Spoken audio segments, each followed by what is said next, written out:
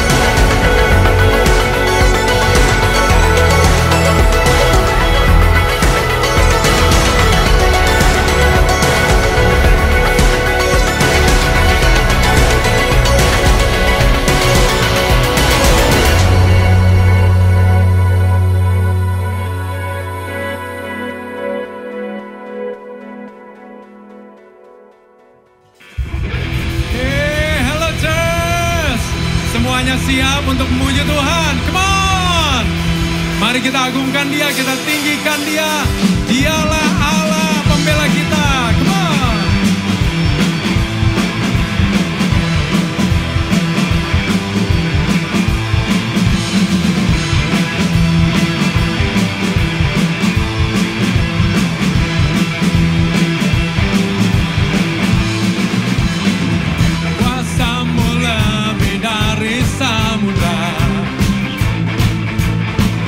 Tuhanku lebih dari semesta.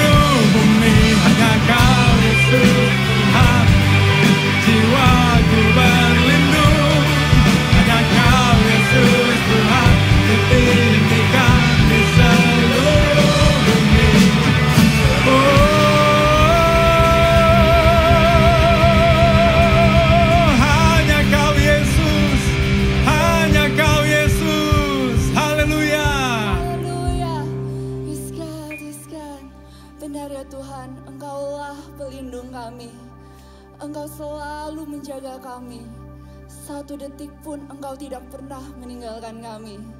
Oleh sebab itu kami mau memuji-Mu, memuji Tuhan seumur hidup kami.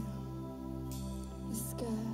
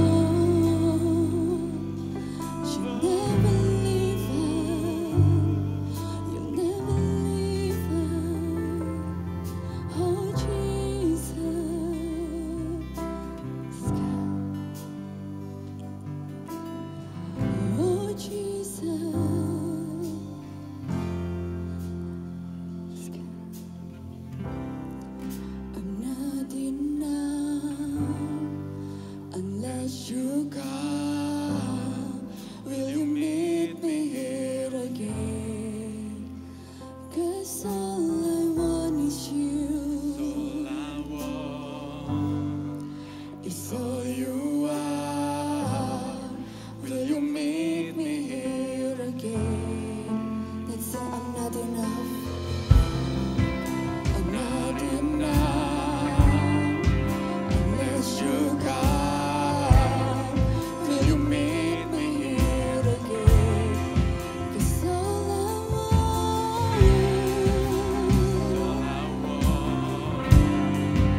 is all you are. Will you meet me here again? We need you, God. We need you, Lord. Unless you come. Will you meet me here again? All I want is you. All I want, all you are. Will you meet me here again?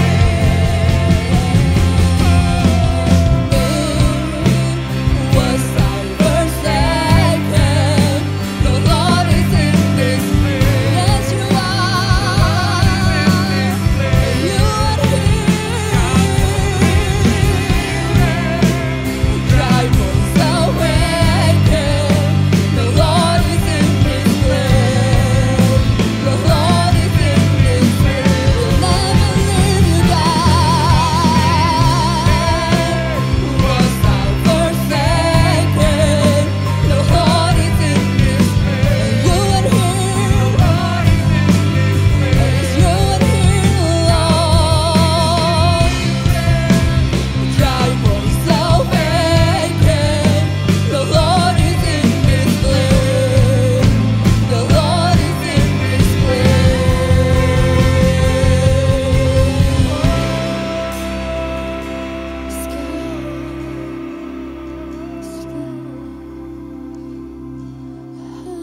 Hallelujah. You are here, Jesus.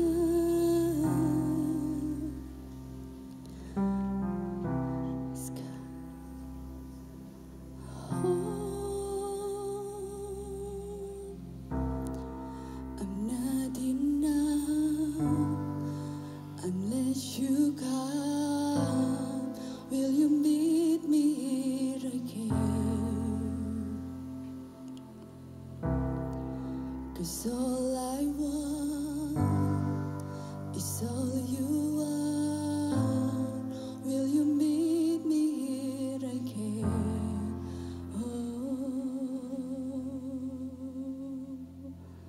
Yes, God. Yes, Jesus. Yes, God. Kami percaya Tuhan, Engkau hadir di tempat ini. Saat ini Engkau hadir di sini. Kuasa-Mu tidak terbatas oleh ruang dan waktu. Kami percaya ya Tuhan, hidup kami ada di dalam tangan-Mu. Kami aman di dalam genggaman-Mu. Kami mau untuk memuji dan menyembah Engkau. Seumur hidup kami tidak mau melepaskan Engkau. Sekarang, inilah penyembahan kami ya Tuhan. Kiranya Kau terima kudus di hadapan-Mu. Terima kasih Tuhan. Amin. Wow, what a powerful praise and worship. Bersyukur untuk setiap volunteer yang sudah melayani dan sedang melayani hari ini. Thank you volunteers buat semua kerja kerasnya. Dan tentunya yang selalu ditunggu-tunggu, saya mau menyapa untuk setiap saudara yang baru pertama kali hadir di ICC Online Service ini. Saya mau bilang welcome home.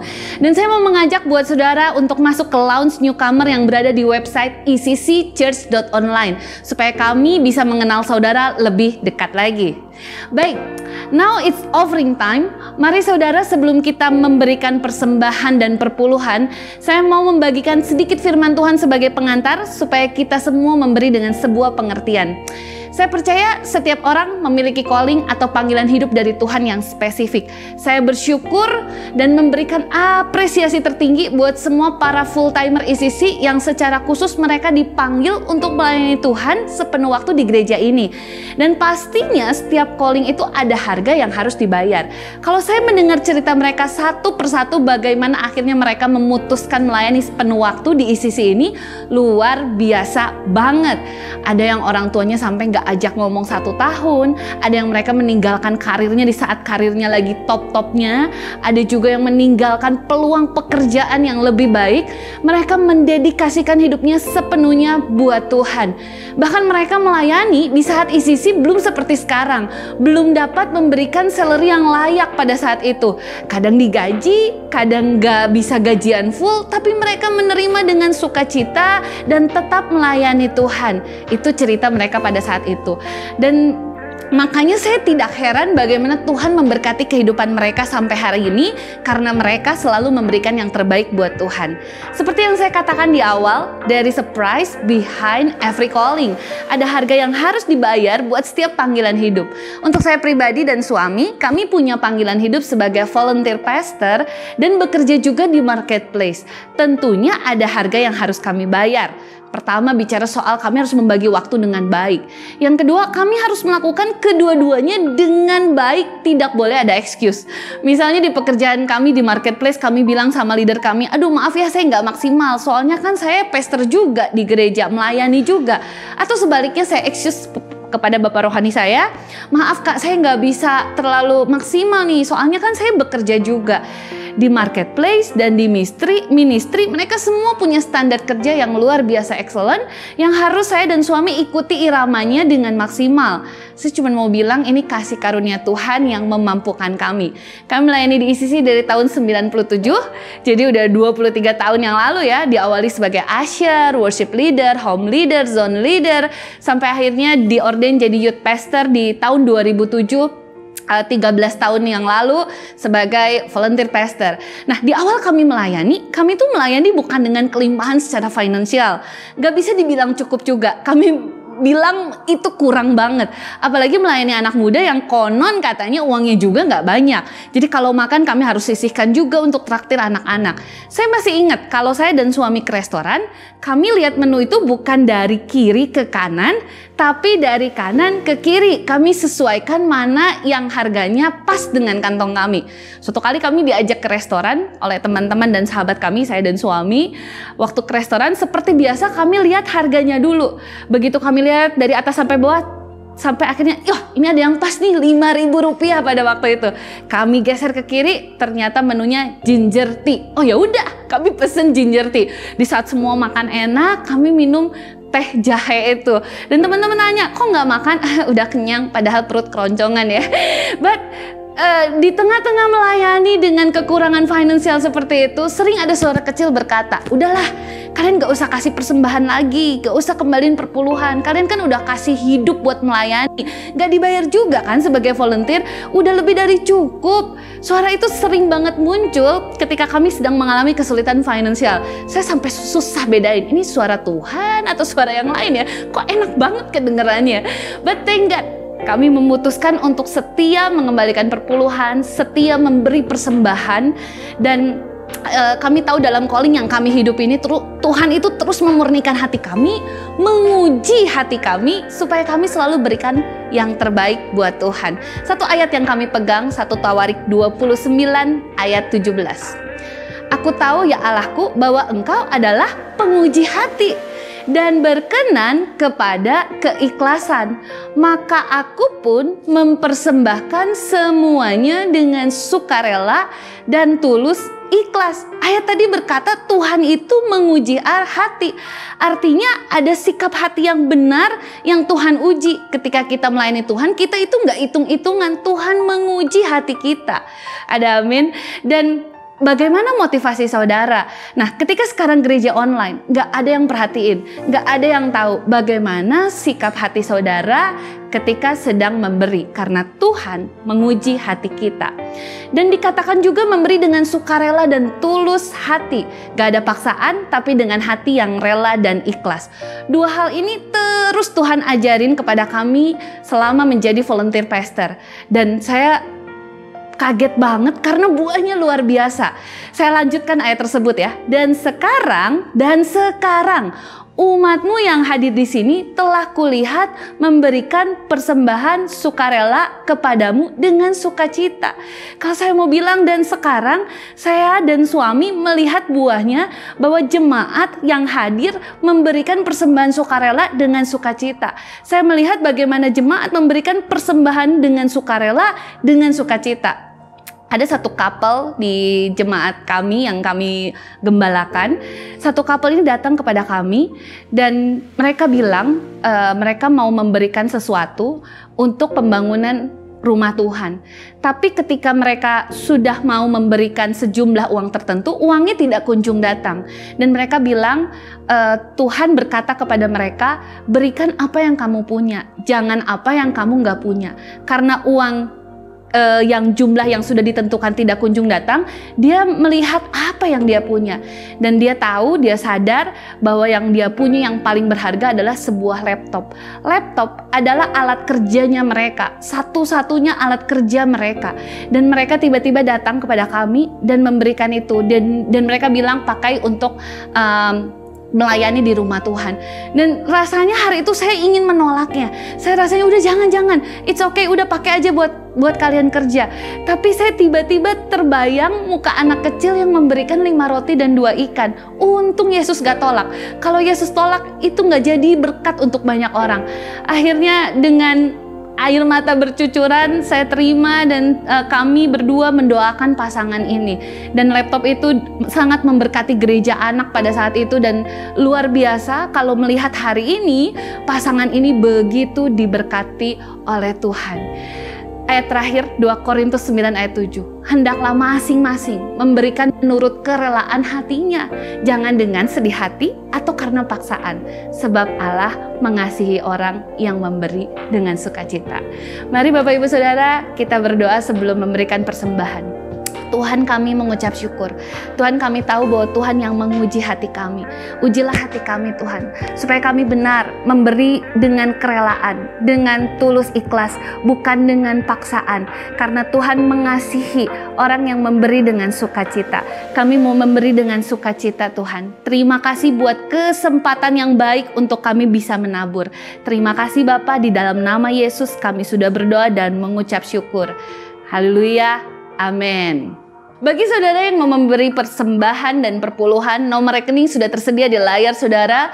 Begitu juga dengan QR Code bagi saudara yang ingin memberi lewat Dana, OVO, atau GoPay. Selamat memberi. Selanjutnya mari kita mendengarkan firman Tuhan. Pribadi ini adalah seorang bapa, sahabat, dan pemimpin yang baik. Siapkan catatan saudara, fokuskan hati dan pikiran untuk menerima setiap firman Tuhan yang pastinya akan mengubahkan kehidupan kita semua. So, please welcome Lead Pastor ICC Bandung, Pastor Mario Yanuardo.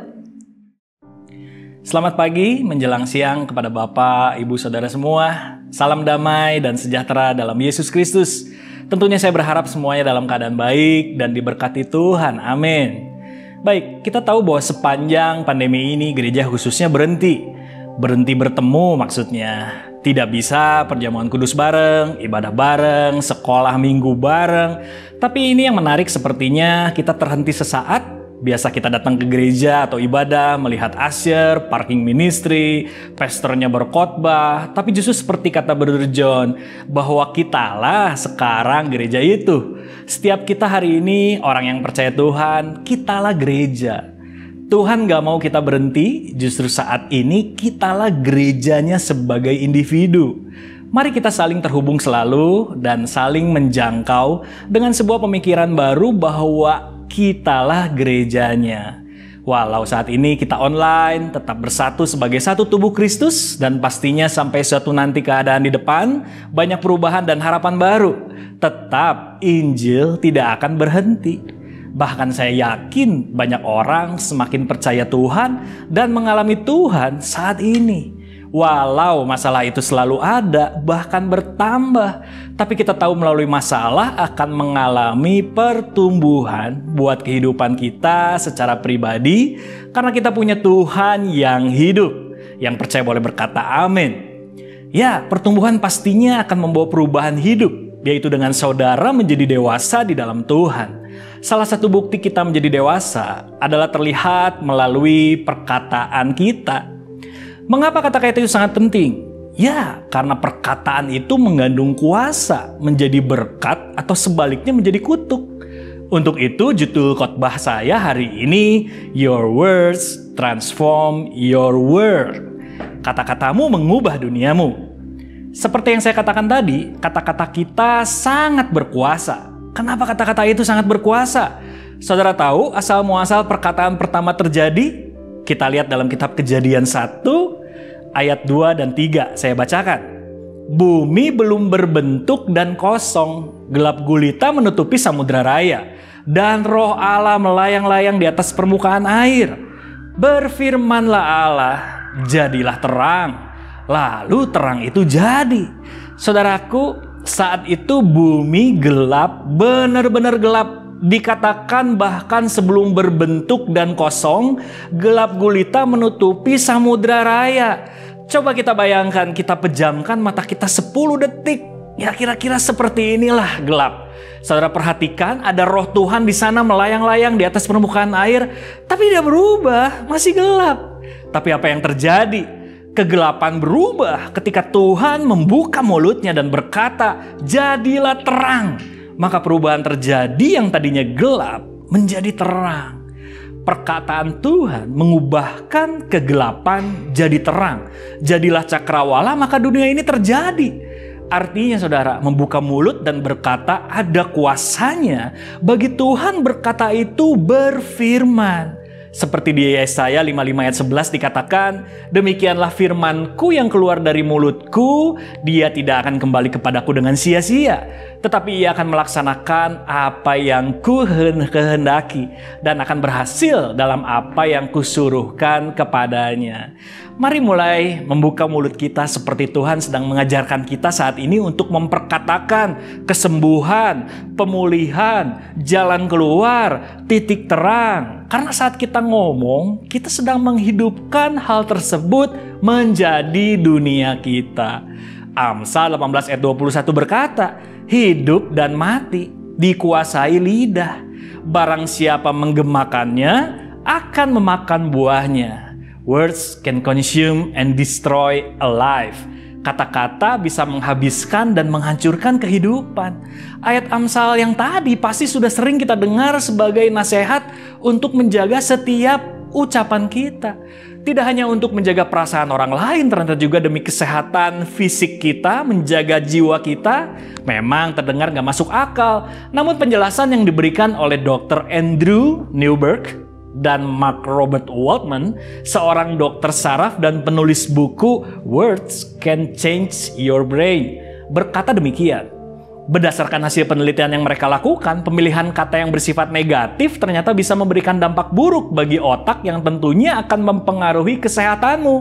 Juga memaparkan bahwa di dalam tubuh manusia terdapat sejenis hormon yang memproduksi stres.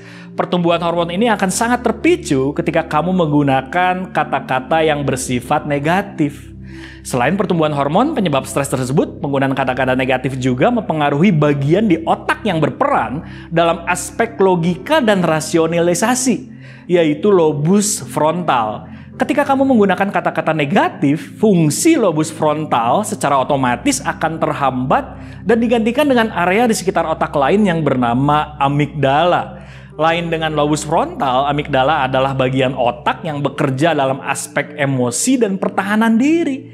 Ketika amigdala berfungsi, emosi seseorang bisa terpancing, menjadi tidak terkendali, dan dia bahkan bisa tidak segan untuk berkelahi. Inilah penjelasan mengapa seringkali orang yang lagi marah tidak bisa berpikir jernih. Mari kita pakai perkataan kita untuk mengubah dunia kita.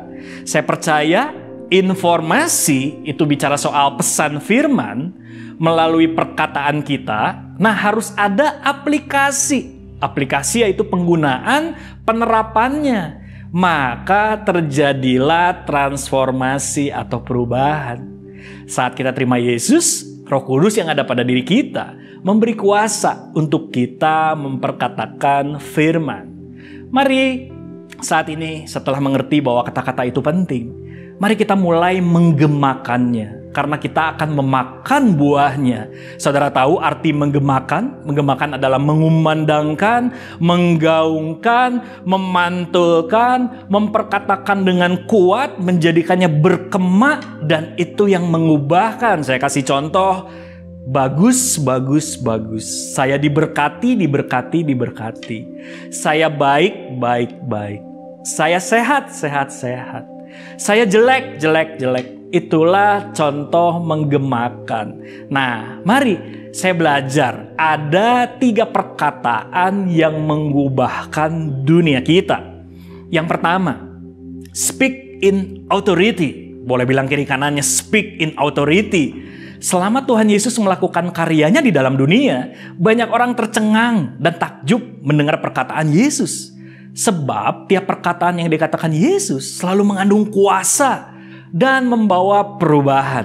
Dengan kata lain, Yesus memperkatakan dengan penuh otoritas, penuh kuasa. Bila kita ingin perkataan yang mengubahkan, kita harus memperkatakannya dengan penuh otoritas, tidak dengan kebimbangan. Firman Allah selalu berkatakan dengan penuh otoritas. Ketika Yesus menciptakan terang, Ia berfirman, "Jadilah terang." Lalu terang itu jadi. Yesus menghardik badai, Ia berkata dengan penuh otoritas, "Diam, tenanglah." Lalu angin itu reda, danau itu menjadi teduh sekali. Yesus sendiri menyembuhkan orang dan melepaskan orang yang kerasukan dengan perkataannya. Bahkan ketika Yesus dicobai oleh iblis, Yesus sendiri mengalahkannya dengan perkataan firman yang keluar dari mulutnya. Dari kebenaran-kebenaran ini membuktikan bahwa Yesus Kristus benar adalah Allah, karena tiap perkataannya selalu benar dan terjadi sesuai dengan isi perkataannya. Karena bagi Tuhan tidak ada yang tidak mungkin. Ya, mari katakan dengan otoritas. Tiap hari pasti akan berhadapan kita dengan masalah-masalah hidup kita. Makanya kita pun harus percaya dan jangan bimbang. Untuk itu perkatakan dengan otoritas kuasa firman Allah. Saudara, setiap hari saya pasti berkata-kata, berkomunikasi dengan beberapa orang. Entah itu telepon, entah itu WhatsApp. Nggak jauh pasti membicarakan masalah dan pergumulan. Saya selalu mengencourage setiap orang, setiap anak rohani saya, ataupun setiap jemaat yang selalu sama-sama kita sharing. Saya selalu katakan dengan otoritas, Tuhan buka jalan.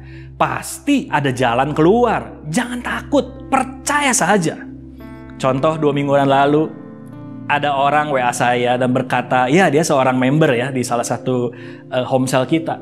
Pastor, saya mengalami pergumulan yang begitu berat. Saya diberhentikan kerja. Saya nggak tahu harus bagaimana. Lalu saya cuma berdoa dan saya katakan dengan otoritas, Tuhan pasti buka jalan.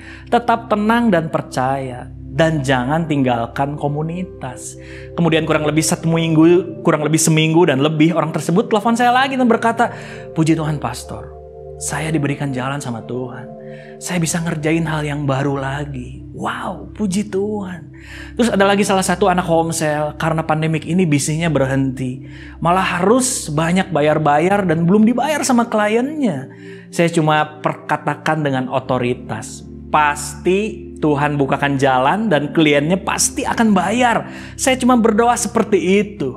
Dan tentunya saudara, mari. Banyak urusan, masalah, termasuk urusan rumah tangga. Setelah konseling saya berdoa juga dengan couple juga, kita ketemuan ada masalah juga, saya berdoa, mari dengan otoritas hubungan rumah tanggamu pasti bahagia, pasti dipulihkan, bersatu kembali. Saya dengar sampai hari ini pasangan tersebut masih terus bersama dan boleh sama-sama diberkati, dipulihkan. Saya tahu ini proses, tapi saya percaya bahwa kita memperkatakannya dengan otoritas. Mungkin saudara hari ini juga sama. Problem itu selalu datang. Apapun problemnya, mungkin kita diperhamba oleh dosa yang sulit kayaknya dikalahkan. Ayo lepaskan dengan otoritas Tuhan berkuasa mengalahkan dosa. Saya pun dulu pernah mengalami hal-hal yang sepertinya dosa banget ya. Hal-hal seperti judi dan teman-temannya, ada minuman-minuman keras di situ, ada rokok juga yang mengikat hidup saya. Tapi itu waktu saya sebelum menikah, bahkan setelah menikah di awal-awal, saya pun sulit sekali untuk melepaskannya. Tapi suatu saat saya ingat firman Tuhan, bahwa kita harus berkata dengan penuh kuasa dan otoritas. Makanya saya percaya Saya bisa mengalahkan judi dengan disiplin, mengubah gaya hidup saya dengan disiplin, dengan perjuangan selama kurang lebih 6 tahun. Akhirnya saya mengalami kemenangan dengan berkata penuh kuasa otoritas melalui firman Tuhan. Dan total saya mengalami kemenangan atas dosa, bahkan utang-utang juga Tuhan lepaskan semua. Oh haleluya. Yesus menjawab mereka di firman Tuhan, aku berkata kepadamu, sesungguhnya jika kamu percaya dan tidak bimbang, kamu bukan saja akan mendapat berbuat apa saja yang kuperbuat dengan pohon ara itu, tetapi juga jikalau kamu berkata kepada gunung ini, beranjaklah dan tercampaklah ke dalam laut, hal itu akan terjadi. Matius 21 ayat 21. Perhatikan, dikatakan kepada gunung itu, Yesus berkata bukan begini, please dong gunung geser dikit lah. Bisa gak sih? Enggak. Yesus berkata dengan otoritas, beranjak dan tercampaklah ke dalam laut. Jadi hari ini di kehidupan Anda mungkin terasa kering. Bisnis ekonomi keadaan Anda sedang kering. Ayo perkatakan dengan doa penuh otoritas. Supaya hidupmu yang dipenuhi dengan Roh Kudus ini, engkau punya kuasa, ada terobosan, percaya janji-janji Tuhan. Itulah speak in authority. Yang kedua saudara, mari yang kedua adalah speak in honesty. Mari kita berbicara dengan jujur. Matius 15 ayat 18 berkata, tetapi apa yang keluar dari mulut berasal dari hati dan itulah yang menajiskan orang. Karena dari hati timbul segala pikiran jahat, pembunuhan, perzinahan, percabulan, pencurian, sumpah palsu dan hujat. Yesus mengajarkan kita bahwa perkataan kita itu berasal dari hati. Artinya kita harus hati-hati dengan perkataan kita karena bisa menajiskan orang. Saudara, kita seringkali bilang begini, aduh dia mah kalau ngomong nyakitin banget ya, kasar banget omongannya. Tapi hatinya baik loh. Nggak mungkin saudara. Firman Tuhan bilang justru jelas apa yang ada di dalam hati itu ya keluar dari mulut. Melalui perkataannya, berasal dari dalam hati. Jadi sungguh mari kita perlu menjaga hati kita supaya kata-kata kita berubah. Mari kita lihat di Lukas 23 ayat 39 sampai 43 ketika ada penjahat yang disalibkan, kita sama-sama baca. Salah seorang penjahat yang disalibkan di situ menghina Yesus. Ia berkata, "Engkau raja penyelamat bukan? Nah, selamatkanlah dirimu dan kami." Tetapi penjahat yang satu lagi menegur kawannya itu, katanya, "Apa kau tidak takut sama Tuhan?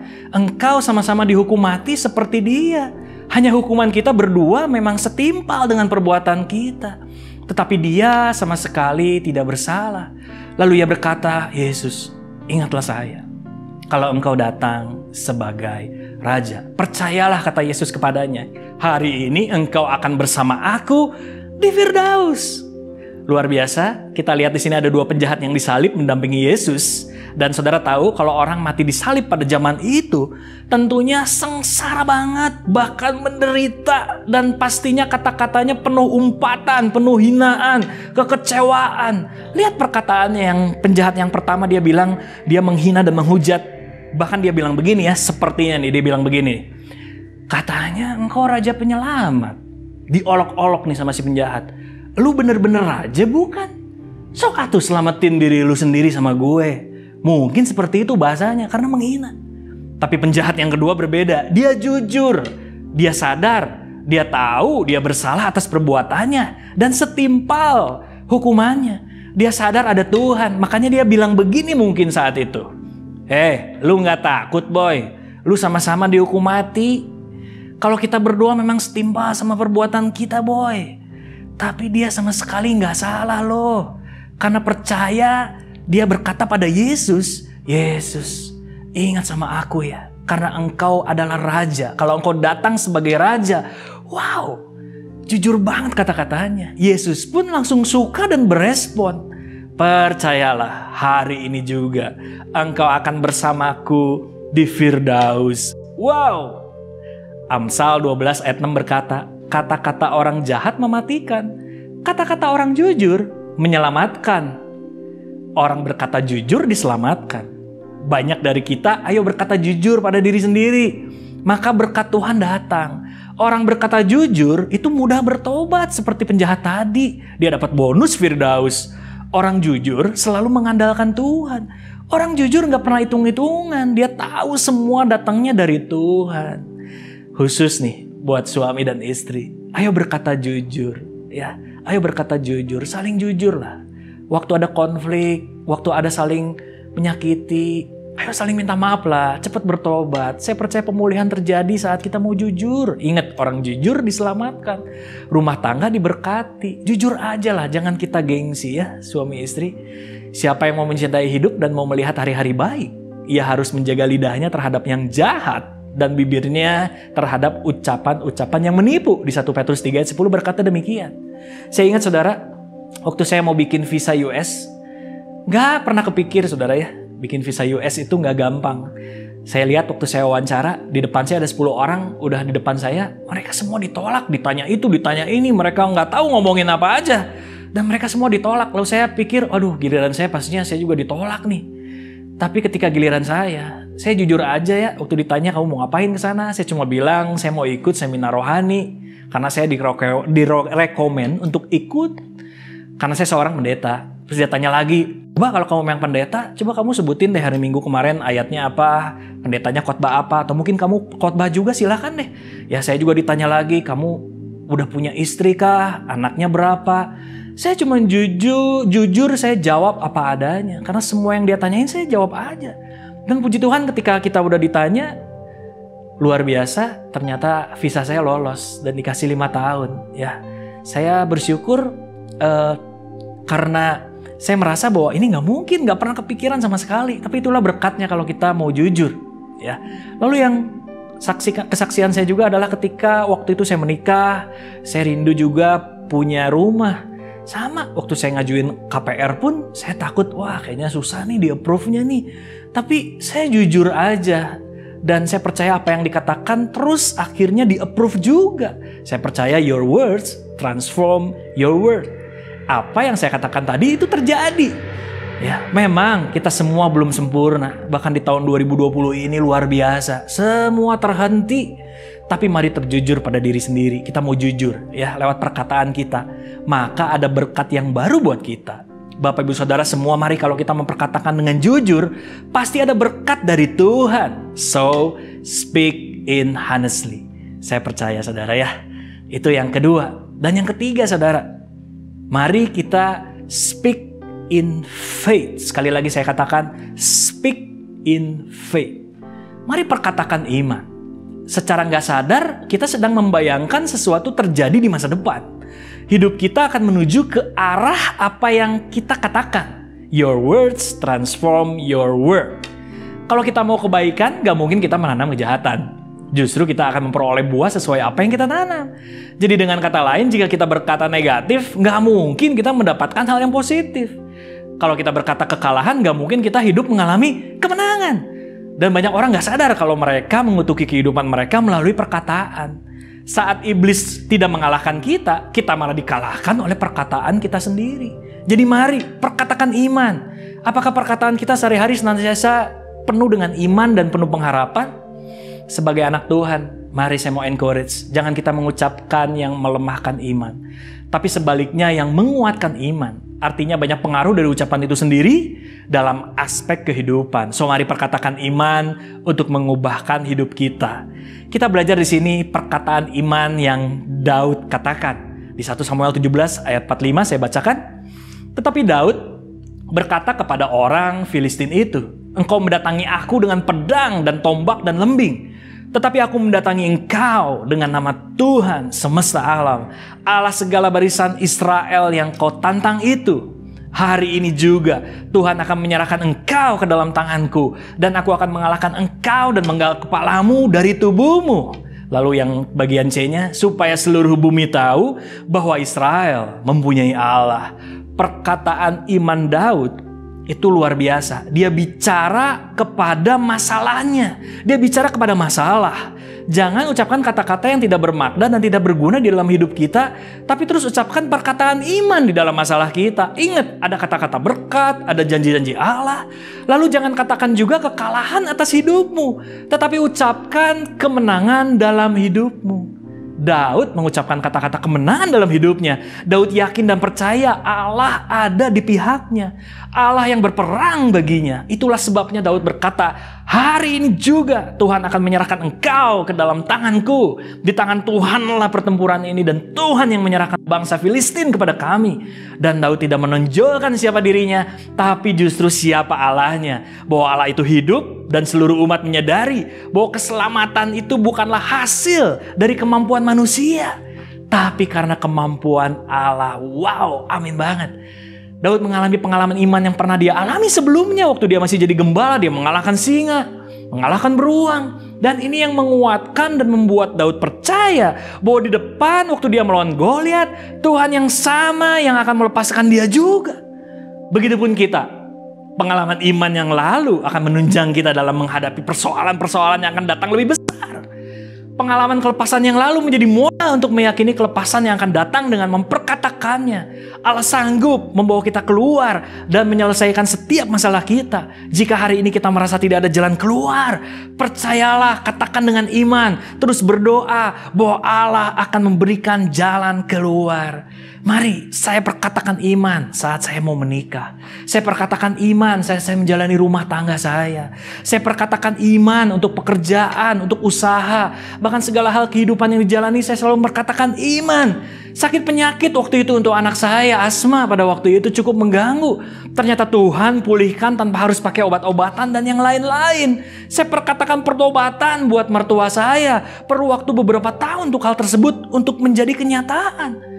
Dan pengalaman memperkatakan iman itu terus saya alami selama menjalani kehidupan ini. Saya percaya kalau kemarin-kemarin Tuhan tolong, pasti di depan juga Tuhan akan tolong. Begitupun saudara semua hari ini, jika masalah datang dalam hidupmu, jangan menyerah, come on. Justru membuat iman kita terasah, sehingga kita dimampukan untuk menghadapi masalah yang akan datang, yang lebih besar. Juga buat setiap saudara yang ingin memulai sesuatu dalam membangun hidupmu. Mungkin kau masih single, kau mau membangun pernikahanmu. Mungkin kau yang sudah bekerja, membangun pekerjaanmu. Mungkin engkau yang sedang mengajar anak, orang tua, dan lain-lain berbisnis. Mari mulailah dengan perkataan iman. Maka itu akan menarik duniamu menjadi kenyataan. Seringkali lawan perkataan iman adalah perkataan orang yang melemahkan. Kita sering menghiraukan perkataan orang, terbujuk dengan perkataan orang untuk akhirnya kita menyerah. Bahkan kita mengikuti gaya hidup seks bebas lah, rumah tangga hancur lah, bisnis hancur lah. Tapi come on, mari firman Tuhan di Markus 5:36 berkata, tetapi Yesus tidak menghiraukan perkataan mereka dan berkata kepada kepala rumah ibadat, jangan takut, percaya saja. Mari. Yesus tidak menghiraukan apa-apa orang yang tidak percaya. Artinya omongan orang lain dapat menghancurkan hidup. Tapi orang percaya dengan kata-kata iman menghadirkan kehidupan. Saya ulangi lagi ya. Sekali lagi bahwa omongan orang lain itu dapat menghancurkan hidup. Tapi orang percaya dengan kata-kata iman menghadirkan kehidupan. Dalam perkataan iman, kita perlu berkata jangan takut, percaya saja. Banyak orang berkata bukan beriman aja sih. Kita kenapa sih terus-terusan pakai iman lagi. Real lah sedikit lah.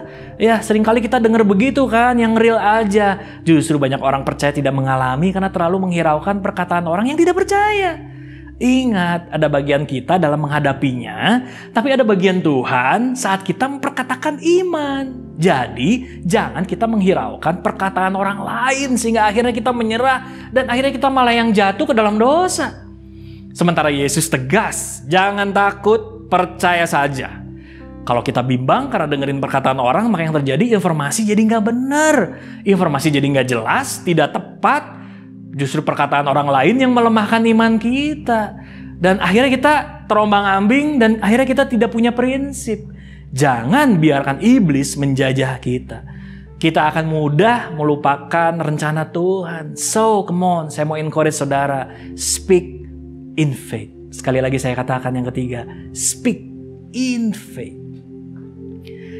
Yang terakhir saudara. Menjaga hati sama pentingnya dengan kita menjaga perkataan.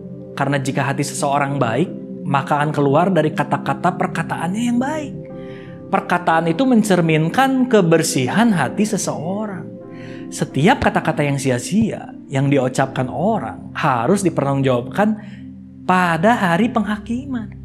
Karena menurut ucapanmu engkau dibenarkan dan menurut ucapanmu pula engkau akan dihukum. Matius 12 ayat 36-37. Makanya kedewasaan spiritual itu dibuktikan dengan penggunaan lidah. Ingat saudara, penguasaan lidah adalah buah dari penguasaan diri. Saya ulangi lagi ya. Penguasaan lidah adalah buah dari penguasaan diri. Yakobus 1 ayat 19 berkata, hai saudara-saudara yang kukasihi, ingatlah hal ini. Setiap orang hendaklah cepat untuk mendengar, tetapi lambat untuk berkata-kata, dan juga lambat untuk marah. Maksudnya mari sebelum kita mengucapkan sesuatu, pikirkanlah bahwa benarkah yang saya katakan ini? Karena banyak perkataan yang enak didengar, namun belum tentu itu berasal dari informasi yang benar. Lalu pantaskah apa yang saya katakan ini? Banyak perkataan yang mendesak untuk diutarakan, namun belum tentu pantas untuk diucapkan. Pentingkah apa yang saya katakan ini? Terkadang ada perkataan yang sebenarnya nggak penting untuk dikatakan. Bergunakah apa yang hendak saya katakan ini? Banyak perkataan yang sekalipun terasa penting, namun tidak berguna untuk dikatakan. Mari hari ini saudara, informasi adalah pesan firman Tuhan yang harus kita pegang melalui perkataan kita. Dan saya percaya ada penggunaan dan penerapan yang disebut dengan aplikasi.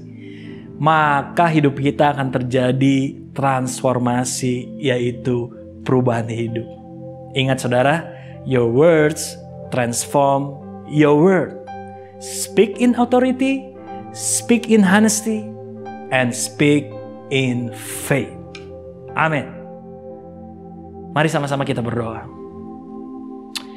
Yes God, kami bersyukur Tuhan, kalau hari ini kami diingatkan untuk kami selalu menjaga setiap perkataan kami Tuhan.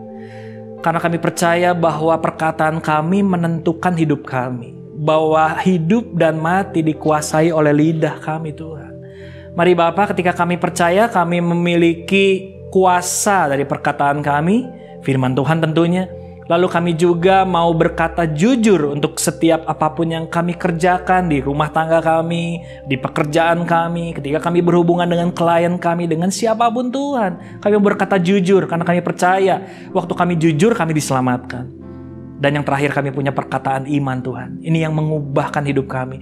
Ini yang menarik dan mengubahkan dunia kami Tuhan. Apa yang kami pikirkan, apa yang kami rindukan, apa yang kami cita-citakan Tuhan. Waktu kami berkata dengan iman, maka Engkau pun akan mendengar Tuhan. Dan seperti kata Engkau berkata, jangan takut, percaya saja.